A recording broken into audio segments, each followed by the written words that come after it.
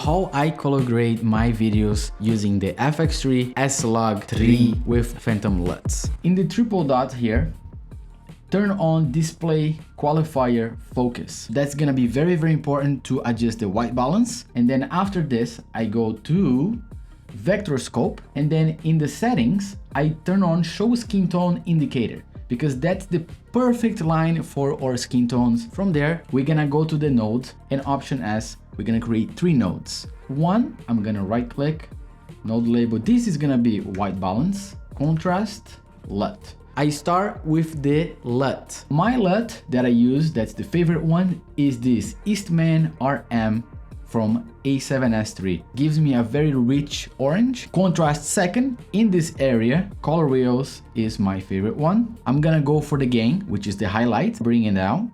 The lift, I'm gonna bring it down because it's the dark area. We don't really like to bring that up. Now that we have the contrast that we like, I'm gonna adjust the white balance. I'm gonna go for the black. In more specific, my hair. Blue is lower, green is the center, and red is higher.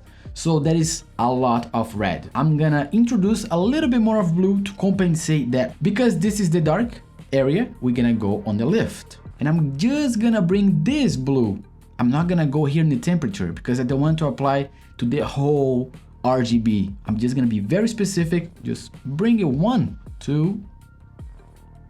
See how the blue is going up? I'm gonna bring 2 more. So now it's 4. And you see the difference from before and after.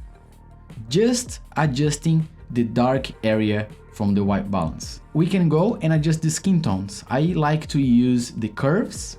Boom. So we're gonna switch that to the vector scope with the skin line. In hue versus hue, which is this area over here, I'm gonna click, identify that that's my skin tone.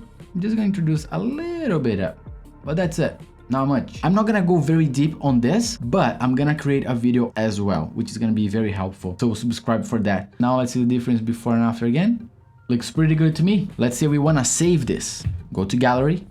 If you don't see this area, click here. Power grade. This is very important because it's kind of like a gallery that you are able to reach anytime you want for future projects. You right click to the image, grab still.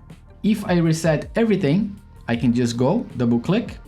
So this is the way that I like the most, and I don't need to do any color space transform. I assume that you already know how to expose your image in S-Log3, but if you don't know, no problem, make sure to watch this video over here.